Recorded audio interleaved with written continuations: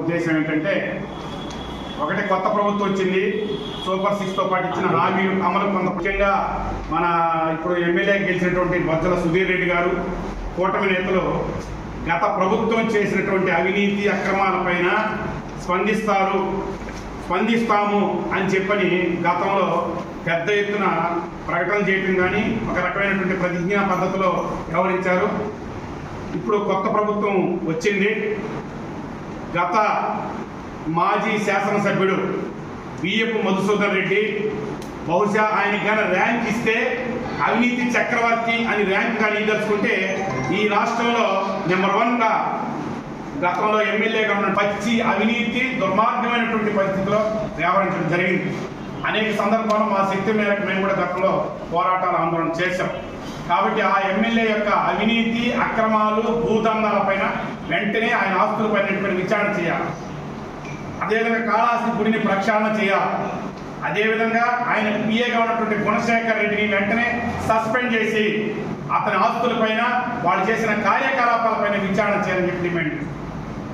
అందుకని మేము ఈరోజు మన కొత్త శాసనసభ్యుడు సుధీర్ రెడ్డి గారిని కోరేది ఏంటంటే, మిగతా కూటమి నేతలు కోరేది ఏంటంటే, వెంటనే ఈ ఆస్తులన్నింటిపైన విచారణ ప్రారంభించండి. ఇసుక కావచ్చు, అట్లాగే మైనారెడ్డిపల్లి అన్నాసంపల్లి కానించి ఇవన్నీ అనేక రకాలైనటువంటి దందాలు చేశారు. అసలు అంతేందండి, గుడిలో డైరెక్ట్గా పూజారులే మైకులు అనౌన్స్ చేస్తారు. మనం అందరూ 1000 రూపాయలు 1500 1000 కట్టి ఆ సర్పదోష నివారణ పూజ టికెట్ తీసుకుంటే మీకు 116 నుంచి ఇవ్వండి అని చెప్పేసి, సాయంత్రం అయితే ఎమ్మెల్యే గారికి మాజీ ఎమ్మెల్యే గారికి వాళ్ళ సత్యమణి చేరుతున్న ఆరోపణలన్నీ మనం అన్ని చూసాం. కాబట్టి వీటన్నిటిపైన ఖచ్చితంగా వచ్చినటువంటి కొత్త ప్రభుత్వం, అదేవిధంగా ఇక్కడ శాసనసభ్యులు కూటమి నేతలు దానిపైన విచారణ చేయాలి. అదేవిధంగా జ్యుడిషియల్ విచారణ చేయాలి. అన్ని రకాల విజిలెన్స్. ఇప్పుడు ఉదాహరణకి కాళహస్తి టెంపుల్ ఉంది. కాళహస్తి టెంపుల్ వెండి దొంగతనం అయింది. ఒకతను కాళహస్తి గుడి దగ్గర వెంకటేశ్వర అతను మాట్లాడినాడు, నా ప్రాణానికి ముప్పు అని చెప్పేసి.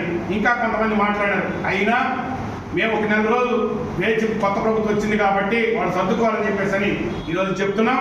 కాబట్టి వీటిపైన వాళ్ళకైనా ప్రయత్నం భవిష్యత్తులో సీరియస్గా చేయాల్సిన అవసరం ఉంది. మా దగ్గర అన్ని రకాల సర్వే నంబర్లు మొదలుకొని అన్ని రకాల ఆధారాలు ఉన్నాయి. అవసరాన్ని బట్టి త్వరలో బయట పెట్టడమా, లేదనుకుంటే కోర్టులకి అది బిల్ ప్రజా ప్రయోజనాల వాద్యం వేయడమా, లేదనుకుంటే వ్యక్తులతో మాట్లాడించి చేయడమా, ఇవన్నీ వదిలిపెట్టే ప్రసక్తి లేదు. ఈరోజు తొండమనాడు నిధుగా అదేమిటి మన రామాపురం రిజర్వాయర్ నుంచి కోకోకోలాకి నీళ్ళు ఇవ్వాల్సిన అవసరం ఉంది. గతంలో ఆయన కృషి చేశారు. గతంలో కలెక్టర్ గారు చేశారు. అదేవిధంగా ల్యాంకో చుట్టుపక్కల విపరీతమైనటువంటి పొల్యూషన్ ఉంది. అదొక పక్క ఉంటే ల్యాంకో పోయే దారి, ఆ ల్యాంకో నుంచి ఆ గ్రామాలకి చిందేపల్లి గ్రామాలకు వెళ్ళే దారిని ఆక్రమిస్తే, కాబట్టి వెంటనే చర్యలు చేపట్టాల్సిన అవసరం. ప్రారంభంలో రాజీవ్నగర్లో కొంత హడావుడి కొంత ప్రయత్నం చేశారు శాసనసభ్యులు మన సుధీర్ రెడ్డి గారు. నేను అప్పుడే సుధీర్కి ఫోన్ చేసి చెప్పాను, ఇంకా చాలా ఉన్నాయి సుధీర్, అన్ని వర్కౌట్ చేయాలంటే అన్న అట్లా ఖచ్చితంగా చేస్తామని చెప్పాను. ఇంకా చేయాలని చెప్పి కోరుతున్నాం. అక్కడ రాజీవ్నగర్ దగ్గర మన మాజీ శాసనసభ్యులు ఆక్రమించుకున్న భూమి ఉంది, 16 ఎకరాల పైగా. అందరికీ తెలుసు. మేము త్వరలోనే చెప్తాం. అవసరమైతే మేము అక్కడ జనాలందరినీ కూడగట్టి ఆ స్థలాల్లో ఇల్లు కూడా వేపిస్తాం. ఎటువంటి ములాజీ కూడా లేదు. కాబట్టి ఇప్పటికైనా ఆ విధంగా చేయాలనేది ఒకటి. ఎందుకు మీరు అనొచ్చు, అసలు కొత్తగా ప్రభుత్వం వస్తే నియోజకవర్గంలో ఉన్నటువంటి అనేక సమస్యలు ఎక్కువ. ఎందుకు చెప్తున్నాం, గతంలో ఉన్నటువంటి కాళహస్తి ఎంఆర్ఓ కానీ, ఏర్పేడి ఎంఆర్ఓ కానీ, రేణుగుంట ఎంఆర్ఓ కానీ వీళ్ళందరూ ఒక రకమైనటువంటి డబ్బులు వసూలు చేసే ఏజెంట్గా, అంతెందుకు సిఐ అంజు యాదవ్తో సహా ఇక్కడ ఉన్నటువంటి ఇష్టారాజ్యంగా అటు రెవెన్యూ ఇటు పోలీసు ఇష్టారాజ్యంగా వ్యవహరించి ఒక రకంగా చెప్పాలంటే బియ్యపు మధుసూదన్ రెడ్డికి ఏజెంట్గా ప్రభుత్వ ఉద్యోగులు వ్యవహరించినటువంటి తీరు మనం గమనిస్తున్నాం. వాటన్నిటికీ ఫుల్ స్టాప్ పెట్టి ఈరోజు ప్రజలకి చాలా స్వేచ్ఛ పీల్చుకున్నారు, ఊపిరిగా పీల్చుకున్నారు, స్వేచ్ఛావాయులు పీల్చినటువంటి ఒక నమ్మకం ఉన్నారు. కాబట్టి దాన్ని భవిష్యత్తులో కొనసాగించాల్సిన అవసరం సుధీర్ రెడ్డి గారికి ఎంతైనా ఉందని చెప్పేసి ఈ సందర్భంగా మేము మీ సమక్షంలో వాళ్ళ దృష్టికి తీసుకురాదాం. ఇదే భవిష్యత్తులో రేపు ఇదిగా అడ్డుకట్ట అతను చేసిన అక్రమాలపైన వెంటనే దర్యాప్తు చేయాలని చెప్పేసి మేము డిమాండ్ చేస్తూ ఉన్నాం. ఉదాహరణకు కాళహస్తి నియోజకవర్గంలో జగనన్న కాలనీల పేరుతో భూసేకరణ జరిగింది. భూసేకరణలో రైతాంగానికి ఇచ్చిన డబ్బులు ఎంత, వీళ్ళు దాంట్లో కాజేసిన డబ్బులు ఎంత, దానిపైన సమగ్రమైనటువంటి విచారణ జరిపితే వేల కోట్ల రూపాయలు దాంట్లో వీళ్ళు దిగమింగేశారు. ఎందుకంటే ఎప్పుడో 40 ఏళ్ళు 50 ఏళ్ళకు ముందు ఇచ్చినటువంటి దీనమున్న పట్టాలు లేవని వాళ్లకు సగం అమౌంట్ కూడా ఇవ్వకుండా కొంతమంది దగ్గర వీళ్ళ పేర్లతో మార్చుకొని, వీళ్ళ బినామీ పేర్లతో మార్చుకొని లక్షలాది రూపాయలు ఒక్కొక్క రైతు పట్టాల పైన లక్షలాది రూపాయలు కాజేసేశారు. దీనికి కారణం ఏంటంటే రెవెన్యూ అధికారులు, పోలీసులు వీళ్ళందరినీ పెట్టుకుని ఎవరిని రైతులను మాట్లాడనీయకుండా, నోరు తెరవనీయకుండా ఇచ్చిందే తీసుకోండి, చెప్పిందే శాసనం, ఇచ్చిందే మీకు డబ్బులు అని చెప్పేసి అలా దందా చేశారు.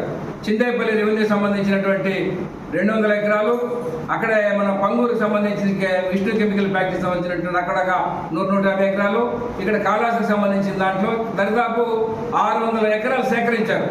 600 సేకరించి కానీ ఈ నియోజకవర్గ ప్రజలకు ఎవరికి ఇలా మొత్తం తిరుపతి ప్రజలకే ఇచ్చేశారు మొత్తం భూములంతా కూడా.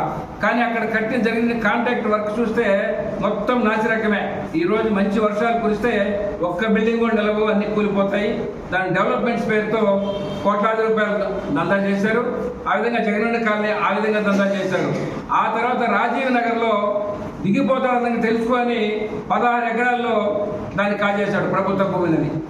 ఆ తర్వాత అక్కడ పట్టాలు ఇచ్చినటువంటి భూములందరినీ కూడా తరిమేసి వీళ్ళ సొంతంగా వీళ్ళ బినామీలు వీళ్ళందరూ కూడా దాన్ని ఆక్యుపై చేసి ఈరోజు నిర్మించుకున్నారు. 1 కాదు 2 కాదు. ఈరోజు చూస్తే రాష్ట్రంలో మొట్టమొదట ఎవరు ఉంటారంటే కాళాస్త్రి ఎమ్మెల్యే ఉంటాడని చెప్పేసి మనకు ప్రూవ్ అయి ఉన్నాయి, వాస్తవాలు ఉన్నాయి, నిజాలు ఉన్నాయి.